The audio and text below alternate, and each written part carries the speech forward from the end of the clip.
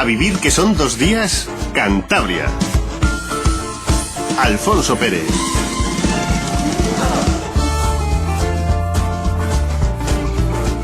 La 1:06, gracias por continuar con nosotros en A Vivir Cantabria en esta mañana de domingo de resurrección.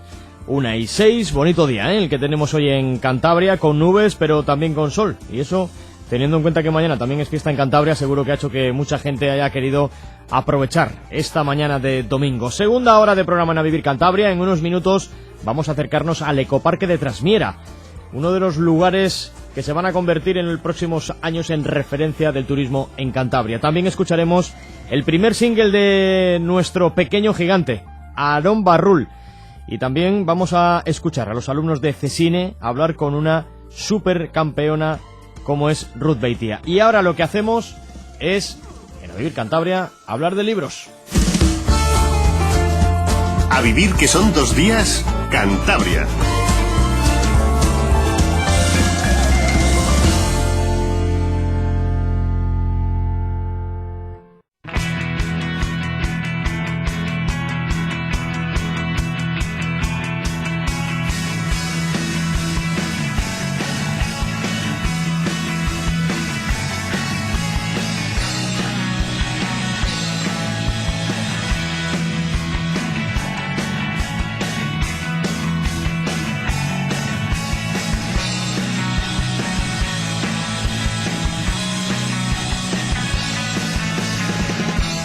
Letras en Red, sección de libros, de literatura en A Vivir Cantabria. Hoy Javier Menéndez Llamazares nos ha propuesto recordar una iniciativa poética que se está desarrollando en Santander desde comienzos de año. Se trata del ciclo La Palabra Rota, coordinado por Vicente Gutiérrez. El poeta santanderino pretende crear con este ciclo un espacio en el que reflexionar y debatir en torno a una cuestión olvidada: las rupturas del lenguaje coloquial en la escritura del poema. Por ello se realizan lecturas en pareja, formadas por un poeta de Cantabria con alguien de fuera de la región. Cada poeta puede hablar libremente de las diferentes técnicas que suele utilizar para escribir poesía, así como de los diversos estados en los que ésta suele darse: pensamiento, imaginación, sueño, azar, etcétera. ¿Verdad, Javier? En efecto, Alfonso, nos acompaña hoy Marcos Cantelli, que ha sido el protagonista de la última entrega del ciclo La Palabra Rota. Estaba acompañado por nuestro amigo Noé Ortega, al que, bueno, pues una vez más parece que no hemos podido cazar al vuelo. Esperamos poder contar con él en otra ocasión. Marcos Cantelli es un asturiano de Vímenes, del año 74. Es doctor en literatura por la Universidad de Duke. Luego nos contará si se dice Duke o Duke. Aquí tenemos muchas dudas fonéticas, pero lo cierto es que trabaja como profesor y director residente de los programas de esta universidad en Madrid. Ha publicado, bueno, pues yo creo que una extensa colección de libros, comenzando por Reunión en Icaria en el año 99, Enjambre en Barleby Editores, Su Sombrío en DVD Ediciones, y con este último título obtuvo el premio Ciudad de Burgos. También ha publicado Catálogo de Incesantes en Barleby y Es Brizna en Pretextos. Tiene una trayectoria como traductor que incluye a Robert Kelly, a Kerouac y algún libro más. Recientemente ha publicado el libro de ensayos del Parpadeo, 7 poéticas en torno a la obra de José Miguel Ullán, en el que tenemos entendido que, alrededor del cual tenemos entendido que orbitaba su tesis doctoral. Habla también en el libro de Carlos Piera, Pedro Provencio, Ildefonso Rodríguez, Olvido García Valdés y Miguel Casado. Ha sido miembro de redacción de la revista Solaria, de la colección Nómadas de Poesía, y actualmente dirige la revista electrónica 7 de 7 y regenta el blog Dando la Voz, blogspot.com. Marcos, bienvenido a Letras en Red. Buenas tardes, gracias por traerme y bueno, pues por todo. Bueno, además vienes muy bien acompañado con Vicente, que es uno de los activistas literarios que más remueve el panorama cultural y poético de esta ciudad. Vicente, bienvenido de nuevo aquí hasta tu casa. Buenas tardes. Buenas tardes. Bueno, teníamos entre manos aquel ciclo de La Palabra Rota que nos presentaste hace muy poquito, en el que investigabas las relaciones entre la lengua cotidiana y la lengua literaria. Yo creo que de todo esto habló Marcos Cantelli en la librería La Vorágine, y es un tema bueno que nos encantaría que ahora nos contases, no sé si será posible después de hablar durante 2 horas, resumirlo en apenas 2 frases, pero ¿tú crees que realmente existe esa palabra rota cuando nos enfrentamos al texto como autores o cuando nos enfrentamos a la lengua como simples hablantes? Sí, efectivamente yo quiero por lo menos investigar esa ruptura de la palabra, ¿no? Y parte de lo que comenté un poco es, me interesaba ver cómo ciertos descentramientos del lenguaje, ciertas dislocaciones, ciertas operaciones que rompen la expresión, digamos, podían ser muy provechosas poéticamente. En ese sentido, pues en lo que consistió mi intervención era un poco recorrer ciertas prácticas de escritura muy de taller que yo empleo en mi escritura. Bueno, jugamos con cierta trampa porque tal vez Marcos sea un autor dentro de su generación bastante especial, en el sentido de que tal vez no encaja dentro de lo que habitualmente entendemos como poesía asturiana de su generación, sino que trasciende, busca un poco un estilo que escapa tal vez de lo que era habitual cuando hace una década empezaba a publicar sus libros, ¿no? Un estilo muy personal que quizá tenía más eco en lo que se llamó el Grupo de Valladolid o en otro tipo de autores que no exactamente en el que te podríamos localizar con el mapa poético en la mano, ¿no? Sí, supongo que sí, de alguna manera la interlocución natural con gente mayor que yo, pero muy cercana en intereses, ¿no? Asturianos, algunos también, ¿no? como los amigos de Oviedo, de Hermes González, de Fernando Menéndez, de Jaime Priede, etcétera, Luis Muñiz, por ejemplo, pero claro, indudablemente también con la gente de León, Valladolid y demás. En un primer momento ese contacto fue muy deslumbrante en cierta manera y era ver modelos de acercamiento a la escritura que pasa por entender esta como espacios de exploración de alguna manera, ¿no? Donde por ejemplo la presencia de las vanguardias se entiende como un linaje irrenunciable, algo que en los años 90 no era totalmente popular, digamos. Sí, claro, porque realmente en los 90 hubo una especie de guerra civil de la poesía en la que lo experimental casi que se percibía como ecos del pasado, algo bueno pues tan de moda entonces como las barbas progres, aunque vemos que aquí el organizador del ciclo, Vicente, se ha traído una buena barba, yo creo que más de revolucionario poético, ¿no? En este caso. Vicente, seguro que a la hora de diseñar el cartel de la palabra rota tenías clarísimo que querías traer a Marcos. Cuéntanos por qué. Yo creo que su poesía indaga bastante en la ruptura del lenguaje. Hay una ruptura absoluta, hay una utilización del lenguaje muy distinta a la del lenguaje coloquial, y lo hace de una forma, como tú muy bien indicabas, de una forma muy peculiar y muy reconocible. Ha creado una voz propia que, como digo, no es comparable a ninguna otra, y a mí eso ya me llama la atención de un poeta que haga algo que no se parece a nada, que cree algo nuevo. Ahí está la magia de la poesía, creo yo, o debe estar la magia de la poesía, en hacer algo que antes no había, una propuesta estética nueva. La intervención de Marcos en el ciclo se titulaba Romper la expresión, buscar la escucha.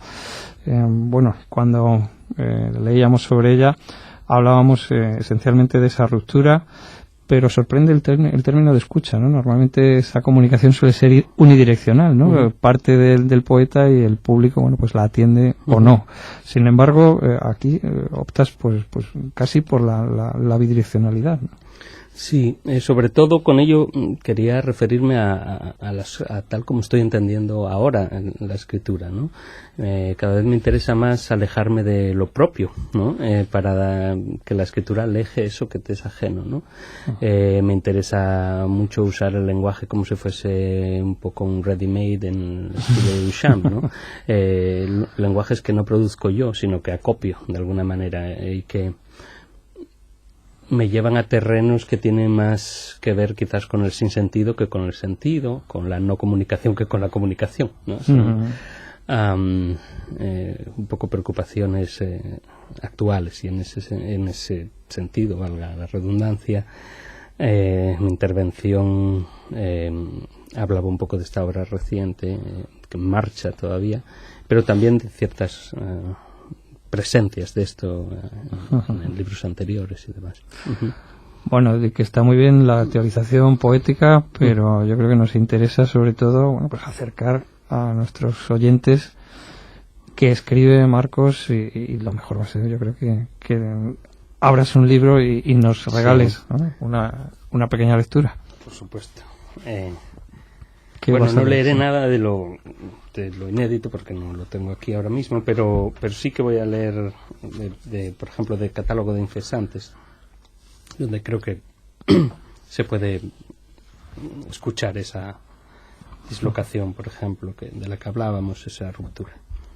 Y además el poema se teoriza a sí mismo, ¿no? También. Bueno, Teselas 1. Actúa tu edad.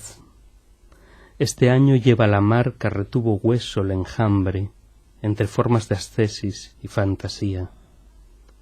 Instancia, bien en diáspora de corazón, fondo enigmático que por ti salía del sueño, fondo acorazado, bien en cicatriz que fuera regreso hacia un póstumo siempre pulmonar de escritura. Pulso antiguo por delante, sin remedio orgánico, fractal tu hora que de amor supura, pero escribe en piedras candentes. El mismo pelaje en el gesto ético del traductor, esa casi inadvertida forma de claridad hiriendo la certeza de raíz y sustancia en la más tensa escritura. Decirlo en dictum, la muerte es eléctrica, bueno es estar a oscuras, bucear en vilo. O con Wittgenstein, que no todo se alcanza mediante una escalera. Bueno, la verdad que lo más agradable de tener al autor cerca es comprobar cómo él mismo es capaz de dar su métrica, ¿no? y cómo la música del poema cobra vida en este sentido. La verdad que sin embargo, bueno, Vicente, aquí vemos muy claramente cómo, aunque es un poema discursivo, hay una gran ruptura, ¿no? Con lo que esperaríamos como el lenguaje cotidiano. O sea que yo creo que realmente con Marcos tenemos una ejemplificación muy clara de lo que perseguías con la palabra rota, ¿no? Sí, evidentemente hay una ruptura clara, y bueno, es un poema, el que acaba de leer, por ejemplo, lleno de sonoridad, lleno de cadencia, lleno de misterio también. Y una de las cosas que me maravilla de su poesía es la extrañeza que me aporta también. A mí me gusta que los poemas me zarandeen, me pongan en cuestión y me aporten extrañeza ante todo, ¿no? Claro. Antes hablabas, Marcos, de una evolución.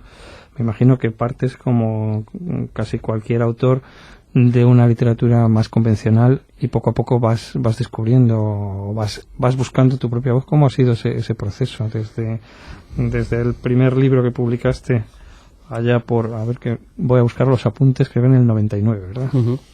Reunión. Sí, claramente yo creo que, pensando un poco a raíz de esta intervención, creo que se va dando como un proceso de alejamiento del poema entendido como depositario de una experiencia, como comunicación de un hecho, etcétera, hacia un énfasis en el lenguaje como material, ¿no? Como materialidad, ¿no? Física. Cada vez me interesa más que en los poemas aparezca lo que no sé. Y de hecho busco maneras para que eso suceda, alejándome yo de ello, ¿no? Por ejemplo, cuando hablaba de toda esta cuestión del ready-made, de coger el lenguaje, apropiarte del lenguaje de los otros, del diccionario, del periódico, un poco lo estábamos hablando antes, que son técnicas que vienen de la vanguardia y, por ejemplo, Vicente conoce muy bien, ¿no? Sí, tanto. Entonces, pues creo que cada vez va un poco más hacia ahí. Romper con la expresión, diría, pero con la expresión personal también. Y en ese sentido entiendo que la escritura es también un trabajo sobre el ego, ¿no? Enseñar a vivir, no contando la vida, sino dejando que el poema haga su vida, y un poco su aire. Claro, sucede, yo creo que cuando reflexionamos sobre el lenguaje y la trascendencia, que estamos hablando de un elemento que acompaña, bueno, pues a nuestra cultura desde hace 2 milenios, y sin embargo, bueno, pues las condiciones materiales, las condiciones de vida, etcétera, han cambiado tremendamente, y nosotros estamos utilizando tal vez herramientas y estructuras que no han variado básicamente desde los últimos 60 años, ¿no? Yo no sé cuándo, sobre todo desde la perspectiva de crítica, como es tu caso, como filólogo, etcétera, cómo ve uno cómo debería de ser tal vez un poema adaptado a nuestro mundo, que ya realmente tiene muy poquito que ver con lo que, bueno, pues lo que había alrededor de la poesía convencional hace 5 décadas. Sí, por supuesto, nuestra relación con el lenguaje y el lenguaje mismo ha cambiado, ¿no? El lenguaje es la máxima expresión del mundo en que vivimos, y es un lenguaje que está colonizado por el mercado, por el capitalismo, por todos lados. Por eso me parece que una de las tareas urgentes, digamos, para la poesía es buscar la interrupción de ciertos discursos, ¿no? Esa pulsión de transparencia, de comunicabilidad que estamos recibiendo desde el Facebook al periódico, a cualquier entrevista de trabajo donde tenemos que vendernos a nosotros como mercancía, y que en cierta manera estoy a lo mejor reproduciendo aquí, estoy vendiendo mi mercancía poética, ¿no? Pero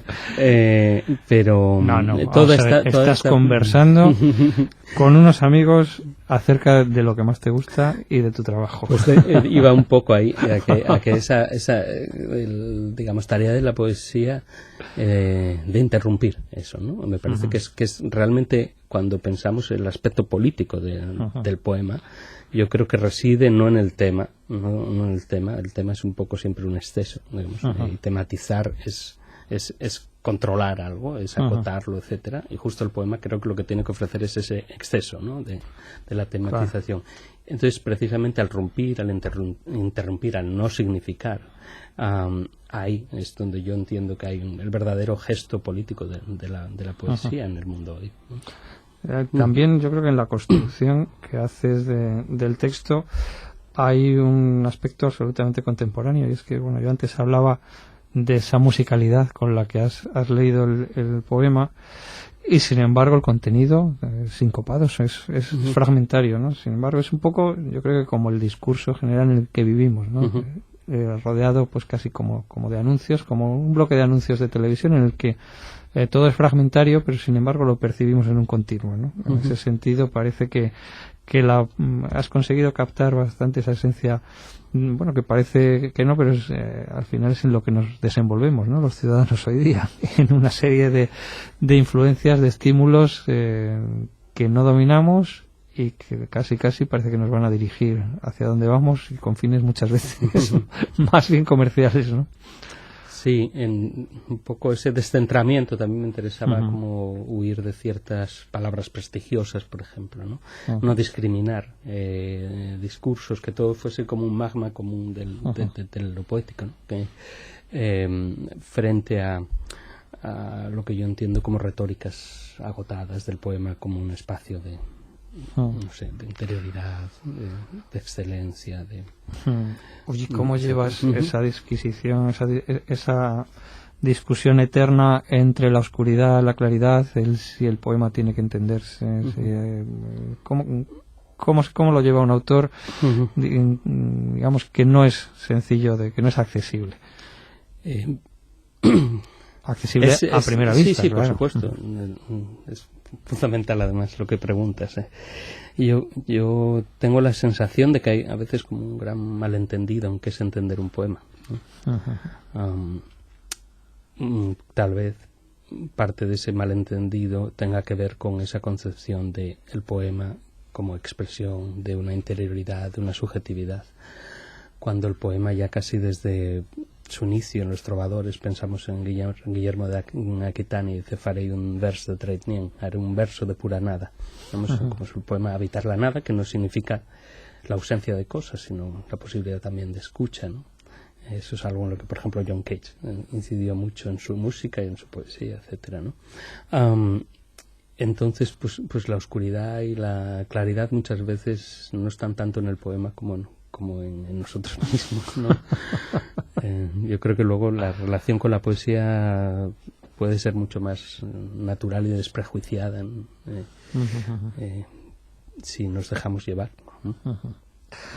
Bueno, hablábamos de tu faceta académica, de esa tesis en la que hablabas de la poesía contemporánea.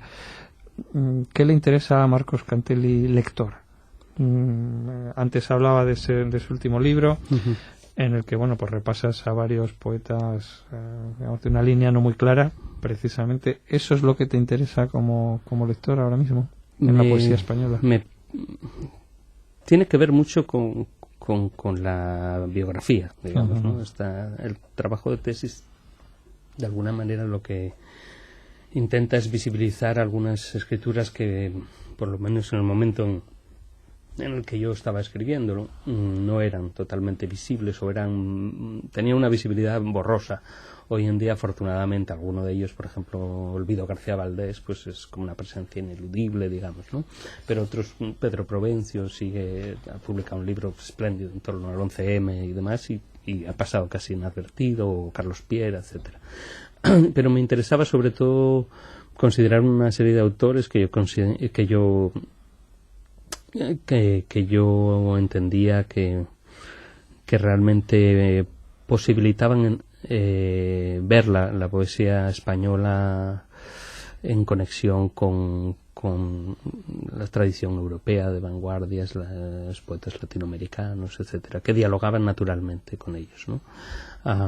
Y que de alguna manera suponen, pues eso, figuras, presencias de una línea casi a veces borrosa también, ¿no? De discontinuidades, ¿no? Que van desde gente como Cirlot, hablábamos, o Francisco Pino, a ellos, ¿no? Hoy en día, ¿no? Y que recorren toda la poesía española del siglo XX, pero que no siempre ha sido puesta en primer plano a la hora de trazar los panoramas, etcétera. Bueno, lo experimental, hablas claro, hablar de Paco Pino, obviamente ya es meternos pues precisamente en eso, ¿no? En un universo que cautiva y seduce absolutamente al iniciado, pero que suele ser casi recóndito, ¿no? Para el lector profano. Bueno, Vicente, esta ha sido la última entrega del ciclo. ¿Qué tienes preparado para próximas sesiones? Porque desde luego no paras. Para final de abril, el último viernes de abril, van a venir Enrique Cabezón y Víctor Gómez Valentinos. Al mes siguiente contaremos con la presencia de Esther Ramón, que leerá con Raquel Serdio, y para cerrar ya el ciclo, en junio, leerán Guillermo Balbona y Julia Monteverde. Eso es lo que queda pendiente. Bueno, estupendo. En el ciclo. Pues si os parece, vamos a cerrar esta charla entre amigos, ¿eh? Vamos a cerrarlo con un poema de Marcos, si eres tan amable. Este es del último libro publicado en Esbrizna.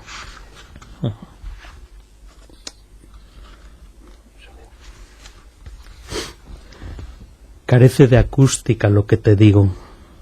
Deshecho de amor no hay nieve si no vale la nieve. ¿Qué nos impresiona? ¿Qué deterioro de pájaros traigo en la cabeza? La piel, termómetro de Dios, la convulsión, los haces, los hemisferios, ¿quién los trenza? ¿Cómo, con qué ánimo? Los lugares comunes que comemos, estas láminas mal planteadas, la apacentada placenta, ya no me junta, solo sus tajos. Se puede poder y en ese mismo aliento encontrar sombrío. Amo la diferencia si no la soporto. Pues extraordinario, muchísimas gracias a Marcos, muchísimas gracias a Vicente, ha sido un placer, ¿no? Ojalá que este ciclo, bueno, pues nos siga trayendo tanto sobre lo que pensar y reflexionar. Muchísimas gracias. Pues muchas gracias a ti, Javier, y por supuesto a Vicente por organizar esto y tenerme aquí. Un placer. A vivir que son 2 días, Cantabria.